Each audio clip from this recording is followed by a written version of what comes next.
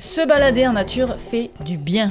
On sait maintenant comment notre cerveau est impacté grâce à 108 études qui ont fait des mesures directes dans notre cerveau. La dextérité des ratons laveurs mise à rude épreuve et pourtant ils relèvent les défis haut la patte. Une photo fascinante de nature électrique. On expliquera comment ce conifère, avec ses éclairs au bout des épines, peut exister dans la nature. Bonjour Viviane. Bonjour Thomas, bienvenue à vous dans notre émission bimensuelle avec Dessy, où on vous parle d'actualité scientifique. Et tout au long de l'émission, on a l'habitude de vous proposer une actualité mystère. Cette fois-ci, on innove. Ouais, on innove. tente un nouveau système. Ouais, un nouveau petit jeu où on vous demandera qui est le plus crédible. Et on vous montre cette image de radiographie. C'est le tronc d'une personne avec une flèche rouge qui montre un gros point blanc. On se demande à quoi est-ce que ça correspond. On va vous proposer 2 explications à cette image plus tard dans l'émission et vous devrez trouver laquelle est la bonne. Vous pouvez déjà essayer de vous faire une idée, mais en attendant les propositions qu'on va vous faire, commençons avec notre actualité à la une du jour. C'est une actualité, c'est cool, mais on ne s'emballe pas. On entend souvent dire que passer du temps dans la nature fait du bien, mais est-ce que c'est vrai ? Et si c'est vrai, est-ce qu'on peut le voir directement dans le cerveau ? C'est justement la question au cœur d'une nouvelle grande étude scientifique, une revue de littérature, Viviane. Exactement, des chercheurs ont passé au crible la littérature scientifique récente pour ne retenir que 108 études d'imagerie cérébrale publiées entre 2014 et juin 2025, donc vraiment récentes. Dans ces études, tous les participants étaient en bonne santé et différentes techniques étaient utilisées, des techniques de neurosciences qui mesurent l'impact de la nature sur notre cerveau, à la fois l'effet à court terme et l'effet à long terme. Grosso modo, elles vont toutes dans le même sens, ces études. La nature semble aider le cerveau à passer dans un état plus calme, moins stressé, moins chargé mentalement. Donc oui, la nature nous fait du bien. Oui, et certains effets apparaissent même hyper rapidement, parfois en à peine quelques minutes seulement après avoir été exposé à la nature. On le voit par exemple avec l'analyse de l'activité électrique du cerveau et de certaines ondes assez caractéristiques, comme les ondes bêta, qui sont d'habitude le synonyme d'un état de stress et qui ont tendance à diminuer avec l'exposition à la nature. Ouais, et d'autres mesures suggèrent une activité réduite dans des régions impliquées dans la réponse au stress, comme l'amygdale, et dans certains cas, une baisse d'activité dans le cortex préfrontal subjunéal. C'est une raison souvent associée, tu sais, à la rumination. Tu sais, c'est comme quand on ressasse un peu toujours les mêmes idées, pensées négatives de manière répétée. Ce qui est surprenant, c'est que ce n'est pas le fait d'aller dehors dans la forêt qui permet d'avoir des effets. Des études démontrent même qu'on peut avoir des effets positifs mesurables avec une exposition simplement à des paysages verts ou bleus, à des sons de la nature, à des formes fractales, donc fractales des structures géométriques répétitives qu'on retrouve beaucoup dans la nature, donc les branches d'arbres, les flocons de neige, etc. Voire même à des environnements à l'intérieur, mais avec des murs végétalisés par exemple. Autrement dit, même des formes partielles de contact avec la nature semblent être bénéfiques. Vive les plantes. Ouais, c'est pour ça qu'on se sent pas mal dans ce studio quand même. On est pas mal entouré de plantes. Ouais, il y a beaucoup de plantes. Il y a beaucoup de plantes, beaucoup de verre. Beaucoup de verre. On ne dira pas qu'elles sont plastiques. Non, mais, on dira pas ça. Mais au ça. moins c'est vert. Non, c'est vert. Voilà. Et la question est encore plus intéressante quand on regarde sur le long terme. De grandes cohortes suggèrent qu'habiter dans un lieu vert est associé à des différences dans la structure anatomique du cerveau carrément. Notamment le volume de matière grise, qui est responsable du traitement de l'information, de la mémoire, des émotions, etc. Ainsi que la matière blanche, qui est grosso modo le réseau de câblage du cerveau. Attention toutefois, on lève un petit flag, on est souvent dans la corrélation. Donc on n'est pas en train de conclure, on n'est pas en train de dire que vivre près d'un parc transforme automatiquement l'anatomie du cerveau. Un autre point très intéressant de cette revue, c'est la comparaison entre la vraie nature et ses représentations artificielles. Il y a une sorte de spectre, on va dire, du niveau d'exposition à la nature. Des images, des vidéos ou même la réalité virtuelle peuvent elles aussi produire des bénéfices mesurables. Mais avec la nature réelle, les effets apparaissent souvent plus forts, plus intenses et parfois plus durables. Donc, nos plantes, c'est pas parfait, mais c'est sans doute mieux que rien. Tada ! En fait, ça paraît un peu logique quand même, parce qu'un environnement naturel, réel et multisensoriel, imprévisible, vivant, on a les sons, les odeurs, le mouvement, le vent, la lumière, bref. La nature réelle stimule le cerveau d'une manière plus complète que sa simple représentation. Bon, je pense qu'on a assez d'arguments pour vous convaincre d'aller vous balader en forêt aujourd'hui, à supposer que vous avez une forêt à proximité, évidemment. Alors, n'hésitez pas à nous écouter en podcast pendant votre prochaine balade. Toutes les les émissions sont disponibles sur toutes les plateformes de podcast. Vous allez nous retrouver, donc on pourrait vous accompagner. Alors forcément, dans cette étude qui fait le tour de la littérature, il y a quand même quelques limites. On vous en cite une forte hétérogénéité en termes de méthodologie, parce que les études n'utilisent pas toutes les mêmes stimuli, les mêmes durées d'exposition, les mêmes mesures, ni les mêmes types d'analyses. Certaines études ont de trop petits échantillons également. Donc même si la tendance générale fait du sens, et on voit qu'il y a un impact de la nature sur le cerveau, on a quand même certains mécanismes cérébraux plus fins qui devront être confirmés. Oui, a priori, on sait que c'est positif, mais exactement ce que ça modifie dans le cerveau, c'est là où on a besoin d'un petit peu plus de détails. Ouais. Mais malgré cette limite, l'étude est quand même super intéressante.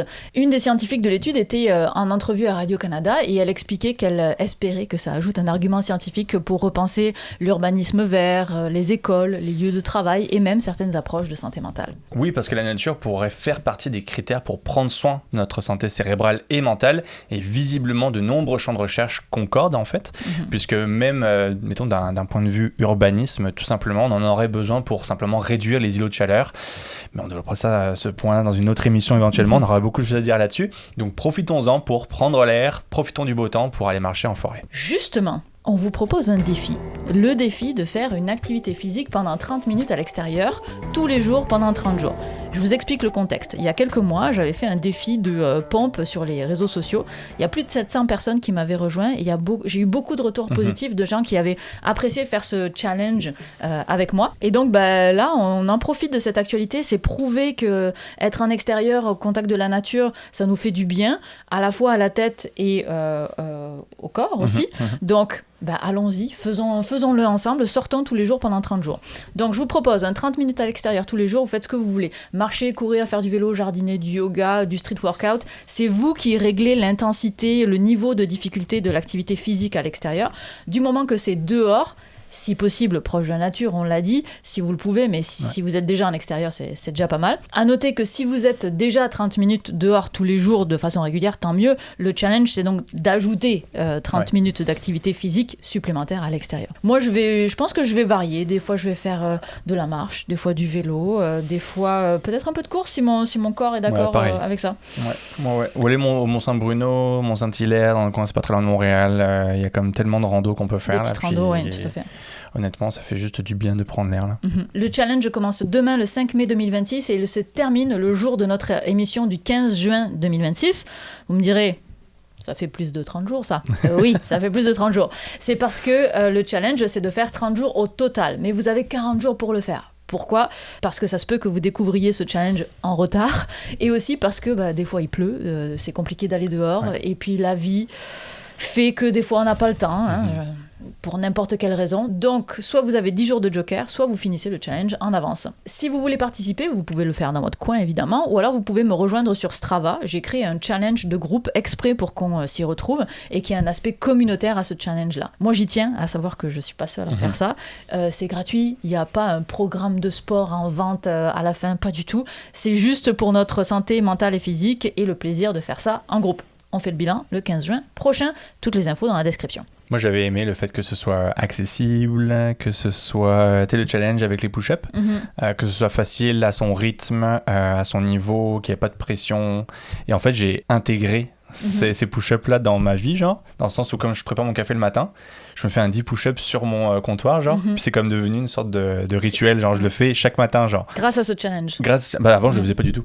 En fait, le fait de m'être lancé en fait dans ce challenge là, j'ai comme pris en fait ce rituel là et cette habitude là de le faire. Bon, j'en fais pas genre 3000 non plus là chaque jour, on se calme quand même, mais c'est toujours 10 de plus. C'est toujours 10 de plus. Dès que j'ai une petite pause, un petit push-up, mais toujours sur le comptoir quand même, selon le niveau de difficulté, etc.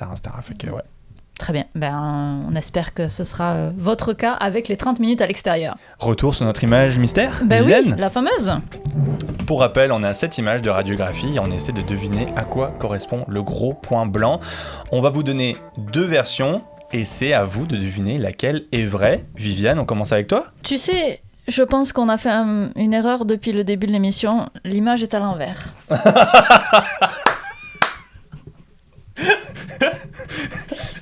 Ah non. C'est pas grave. C'est toujours un gros point blanc à deviner. C'est un gros point blanc. C'est juste qu'il était peut-être mal situé. C'est rigolo. On verra si des personnes en commentaire avaient remarqué qu'on avait mis l'image à l'envers. Oui. Mais donc, on va vous proposer une version de l'interprétation de cette image. Cette image médicale, peut-être, est celle d'un patient qui a longtemps vécu avec le plus gros calcul rénal, qu'on appelle aussi pierre au rein au Québec, jamais retiré au monde. Pendant des années, il a souffert de douleurs abdominales récurrentes, rien de très intense, mais une douleur qui revenait et les traitements n'ont pas vraiment réglé le problème.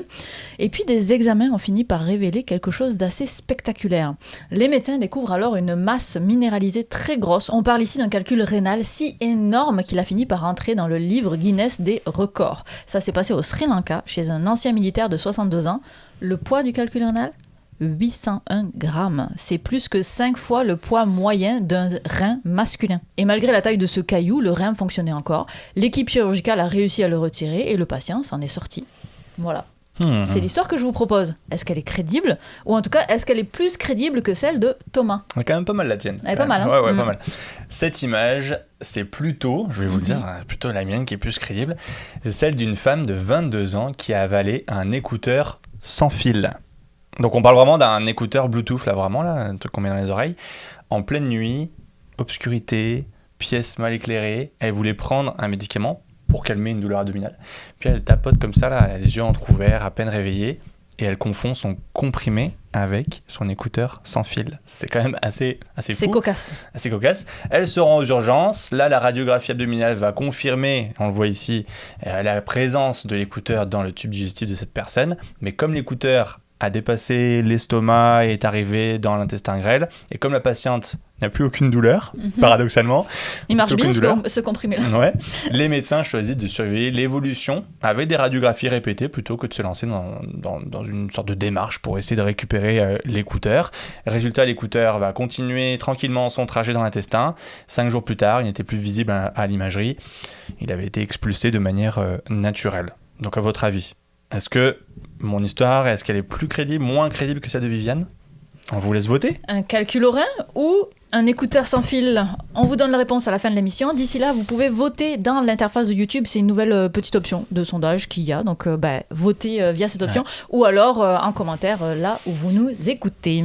Et on poursuit avec l'actualité. Waouh, Viviane, à Montréal, on peut parfois se retrouver nez à nez avec un raton laveur. Par on exemple, est très, en ce moment. dans les actualités très imagées là. Nature, raton laveur. Incroyable. Par contre, on va pas imager le calcul au rein. Non, on fera pas l'imagerie de ça. Ni les Un écouteurs, Bluetooth, non, on fera pas ça. Non. Même au nom de la science, on le fera pas ça. Même au nom de la science, non.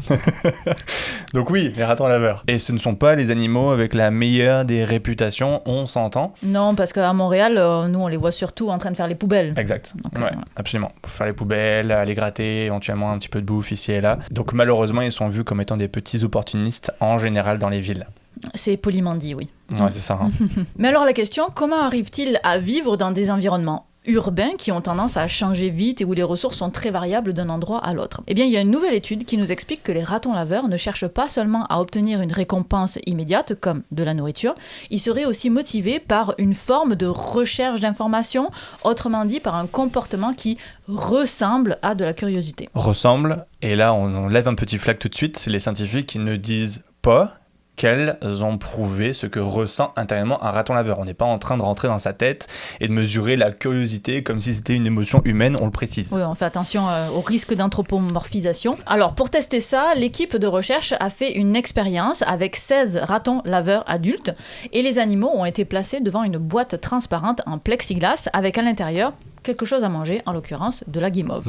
Et chaque boîte avait 3 mécanismes différents pour l'ouvrir, tous du même niveau de difficulté. Et puis il y avait des boîtes différentes aussi, une boîte avec les 3 mécanismes qui sont de niveau facile, une boîte où c'est niveau intermédiaire et une boîte où c'est niveau difficile. Donc ça peut être par exemple une porte toute simple, un loquet coulissant ou une fenêtre à tirer vers le bas.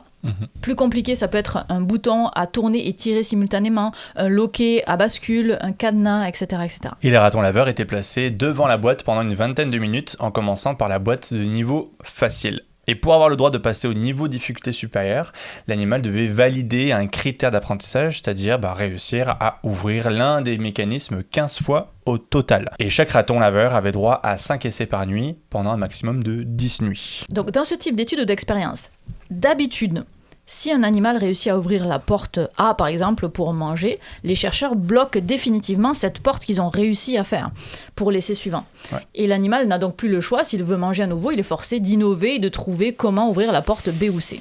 Mais là, il y a un petit twist dans l'expérience, c'est que les chercheuses ont laissé tous les mécanismes accessibles et fonctionnels d'un essai à un autre. Donc si un raton laveur apprenait à ouvrir la porte A, cette porte A restait disponible pour tous les essais suivants. Il pouvait donc tout à fait faire le choix de la facilité en se disant je vais utiliser juste la porte A pour récupérer ma petite friandise à chaque fois. Il pourrait faire ça.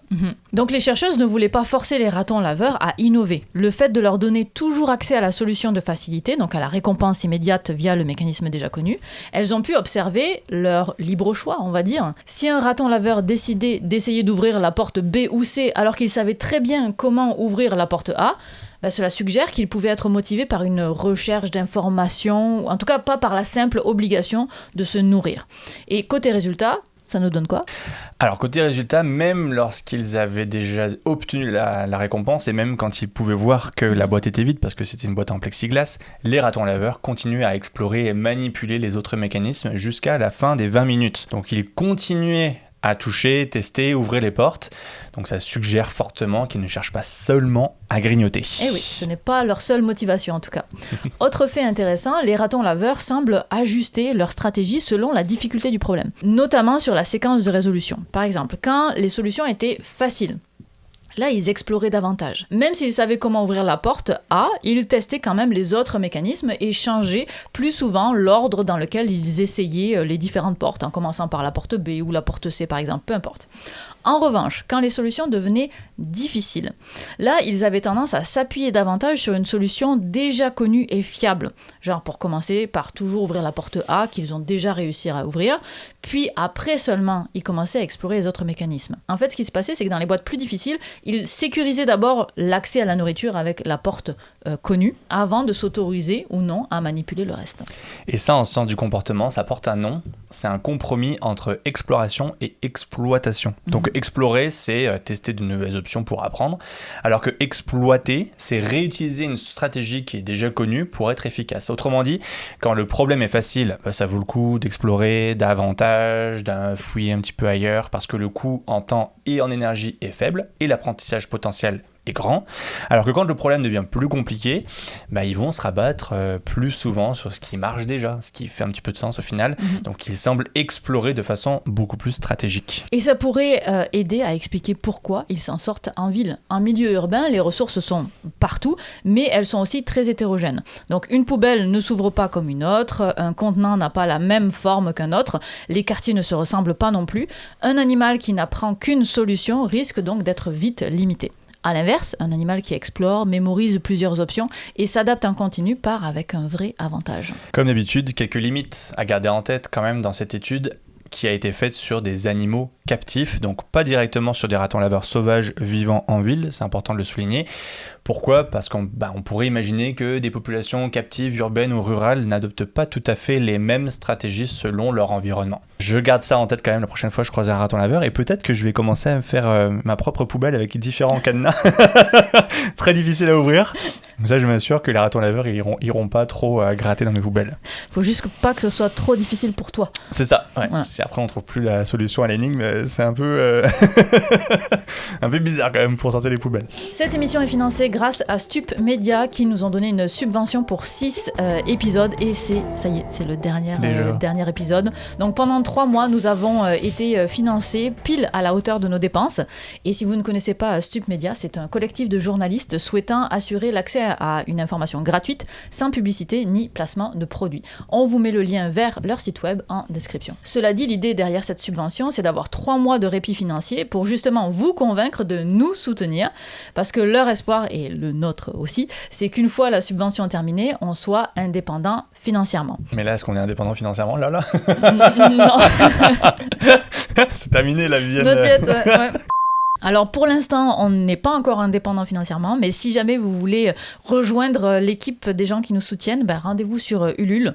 On vous fournit des bêtisiers, on vous fournit le débrief de l'épisode, un indice supplémentaire pour l'actualité mystère quand il y a une actualité mystère. On vous fait voter aussi pour la photo du mois, on va vous parler juste après, donc on vous laisse avoir un impact sur le cours de l'émission. Tout à fait, donc on espère que ça saura vous convaincre de nous rejoindre sur Ulule pour que cette émission perdure le plus longtemps possible. Et évidemment, n'hésitez pas à partager la vidéo parce qu'on voit vraiment une énorme différence quand vous partagez ou quand vous ne partagez pas les vidéos. Plus il y a de soutien, plus il y a d'argent, plus l'algorithme nous recommande, plus on a de capacité à avoir un impact réellement avec notre émission. Donc le partage est un cercle vertueux. On vous remercie d'avance. Merci. On vous rappelle qu'on essaie de vous faire deviner le sens de cette image de radiographie juste ici, dans le bon sens, clac. On avait 2 options, soit un calcul rénal ou une pierre au rein, soit un écouteur qui a été avalé par mégarde. Alors, on vous laisse voter et on vous révèle ça à la fin de l'émission. Et on poursuit avec une actualité. C'est intéressant. Une très belle image d'ailleurs, pour les gens qui nous écoutent en podcast, on vous l'a décrit. On voit l'extrémité d'une branche de conifère avec des petites lueurs violettes ou blanchâtres qui semblent jaillir du bout des aiguilles. On pourrait presque penser que c'est une photo retouchée ou générée par IA. En 2026, on pourrait se méfier. Pourtant, ce qu'on voit ici, c'est bien réel. C'est un phénomène que des chercheurs viennent d'observer pour la première fois directement dans la nature, des petites lueurs provoquées par des champs électriques détectés dans la nature pendant un épisode orageux. Jusqu'ici, ce phénomène était visible uniquement en laboratoire et pour la première fois, on peut le voir directement sur des arbres en pleine nature. Alors ce n'est pas de la foudre, ce n'est pas non plus l'arbre lui-même qui devient lumineux comme une source de bioluminescence. En gros, pendant un orage, on a les nuages qui accumulent une forte charge électrique négative, tandis que le sol prend alors une charge positive. Et comme les charges opposées s'attirent, vous le savez, cette charge positive cherche à remonter vers le ciel et il se trouve que dans une zone boisée, elle passe notamment par les arbres en remontant le long du tronc, des branches, puis jusqu'aux extrémités les plus fines, comme les aiguilles ou les feuilles. Et à ces endroits-là, le champ électrique peut devenir assez fort pour exciter et ioniser, c'est comme ça que ça s'appelle, les molécules d'air situées autour des aiguilles de l'arbre. Et lorsque les molécules d'air excitées reviennent à un état d'énergie normal, elles libèrent de l'énergie sous la forme d'une série d'étincelles qui émettent principalement des rayonnements ultraviolets. Et ce que tu viens de décrire, c'est ce qu'on appelle l'effet corona. C'est un phénomène de décharge électrique. Et le grand défi, c'est que cet effet est invisible à l'œil nu.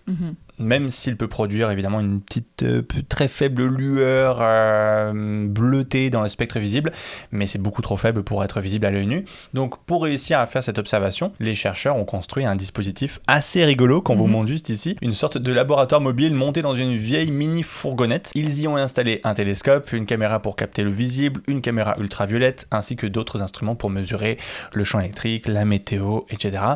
Et également un périscope qui permet en fait de pouvoir observer tout en étant protégé dans une fourgonnette parce qu'on est quand même en conditions orageuses, donc il faut quand même faire attention à soi. Et ils sont partis chasser les orages pendant l'été 2024 pour se retrouver en Caroline du Nord, là où la chance leur a souri. Oui, parce qu'ils sont tombés sur un orage qui a duré environ 90 minutes, ce qui leur a laissé le temps de filmer plusieurs arbres. En comparant les images prises avec la caméra qui capte le visible et celles obtenues avec une caméra UV, ils ont vu que les petites lueurs correspondaient bien aux extrémités des branches et des feuilles. Donc les images que vous voyez là, c'est vraiment d'abord une photographie normale superposée à une photographie, on va dire, de rayons UV. Et ils ont détecté plus de 850 signaux individuels. Certaines duraient une fraction de seconde, d'autres duraient plus de 3 secondes, et ces signaux semblaient parfois sauter d'une feuille à l'autre et même réapparaître plusieurs fois au même endroit. Ça suggère que ces décharges sont très dynamiques et qu'elles dépendent de variations rapides de champs électriques autour de l'arbre, peut-être à cause de la forme des feuilles, peut-être à cause du vent, peut-être même de l'humidité, etc. Alors, au-delà de montrer de belles images, l'étude permet surtout de confirmer un phénomène observé depuis des années en laboratoire. Il existe bel et bien dans la nature. Reste maintenant à comprendre quels effets ces décharges électriques peuvent avoir sur les arbres eux-mêmes. Est-ce que ça les abîme? Est-ce qu'ils se sont adaptés à ça, etc. Mais aussi sur la chimie de l'air au-dessus des forêts et plus largement sur les écosystèmes exposés à des orages fréquents. Bref, encore beaucoup de questions. Ouais, et puis on parle quand même d'une recherche assez périlleuse, hein, on s'entend, parce que partir en forêt comme ça, à la chasse aux orages... C'est pas anodin. Hein. Non, moi j'étais plus safe dans mon laboratoire avec mes petites pipettes puis mes boîtes de pétri. Mes bactéries étaient moins méchantes, hein. C'est moins risqué pour ma vie. Quel aventurier tu fais. Indiana Jones. Indiana Jones, le vrai Indiana Jones est dans moderne.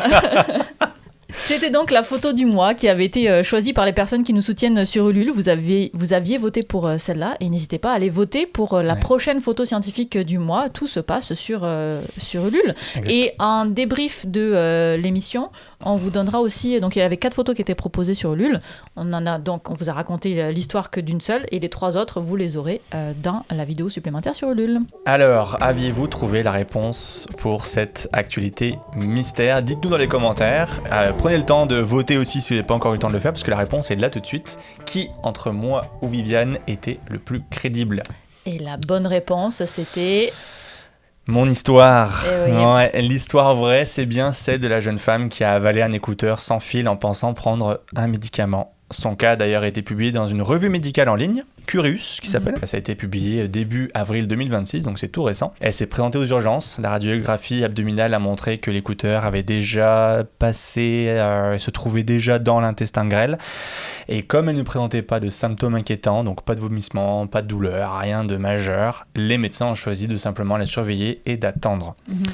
Parce que le truc qui inquiète les médecins, et c'est pour ça que ça a été publié cette revue, c'est pour ça qu'on en parle ici, c'est que évidemment, c'est la batterie lithium-ion dans l'écouteur qui inquiétait les médecins. Parce que normalement, quand on entend batterie avalée, une pile avalée, on pense éventuellement, c'est pas bon signe, on pense à des fuites de la pile, des décharges électriques, bref, on pense à des potentielles lésions à l'intérieur du corps. Dans ce cas précis, la batterie était enfermée dans une coque plastique, parce que c'est celle qu'on met dans les oreilles en général, donc il vaut mieux pas que ça fuite. Faut pas que ça fuite, non. Donc là, le risque était là, éventuellement, mais beaucoup plus bas, donc assez moindre finalement. Donc les médecins ont décidé d'attendre et de surveiller la patiente. 5 jours plus tard, l'objet n'était plus visible, donc il a été éliminé de manière naturelle. Et ça illustre bien que la décision médicale est souvent difficile à prendre et que finalement, ne pas intervenir est parfois la meilleure solution. Et c'est d'ailleurs pour ça en fait que le papier, que cette anecdote-là a été publié, justement pour préciser que parfois, il ne faut pas non plus se précipiter puis tout de suite partir en chirurgie ou essayer de faire quelque chose. On peut simplement laisser aller, puis ça va peut-être se régler comme ça. Tout seul, ouais. Bon, alors de mon côté, l'histoire du calcul rénal, de la pierre au rein, elle n'était pas inventée du tout. Par contre, elle n'était pas liée à cette radiographie, mais ça a bien existé. C'est l'histoire d'un homme de 62 ans au Sri Lanka. Tout ça a été vrai. Et il s'est fait retirer ce calcul rénal de 801 grammes, environ 13 cm de long. C'est vraiment impressionnant. Ouais, je suis quand même surpris que le monsieur n'ait pas eu de... Il a eu des douleurs abdominales, mais c'était pas suffisamment fort pour ne pas se présenter aux urgences. Parce qu'il me semble qu'un calcul rénal... la plupart des gens en souffrent beaucoup. C'est hardcore, là. Ouais. Enfin, il y a 800... Ça a eu le temps de grossir, de prendre la place. 13 cm de long. 800 grammes. What? C'est impressionnant. Très impressionnant. Tellement avoir mal. Non, visiblement. Pas suffisamment, en tout cas, bref. Mais les images, comme... En tout cas, je pense qu'il n'a pas éliminé son calcul rénal en faisant pipi comme non. la plupart des gens. Non, c'est ça. Non, ça n'a pas été... je pense pas. Ça passe pas physiquement. Non. Non. Est-ce que ce nouveau format, cette nouvelle devinette vous a plu? On essaye d'innover. Ouais. Donc, dites-nous en commentaire, est-ce que ça vous plaît? Les actus mystères, la photo mystère avec deux histoires possibles. Qui était à l'envers. Qui était à l'envers au début. N'hésitez pas à nous donner vos commentaires, ça nous intéresse particulièrement. N'hésitez pas à soutenir cette émission aussi. Et on vous laisse avec 4 choses à aller voir. Déjà, la suite de cette émission sur Ulule où on vous présente les 3 autres photos du mois. Ensuite, la dernière vidéo de Syllabus qui parle de est-ce qu'il faut se rincer la bouche après s'être brossé les dents Grande question. Notre dernière émission d'actualité scientifique où on discute des chaussures qui font squeak squeak sur un terrain de basket, je le fais bien, d'allergie et d'un rapport sur le bonheur avec un giga débrief et une actualité mystère. On vous laisse découvrir tout ça. Et bien sûr, n'hésitez pas à suivre Thomas pour plus d'actualités scientifiques, notamment sur sa chaîne Twitch Science à la carte. Et sur ce, on vous remercie et on se dit à dans 2 semaines. Bye bye.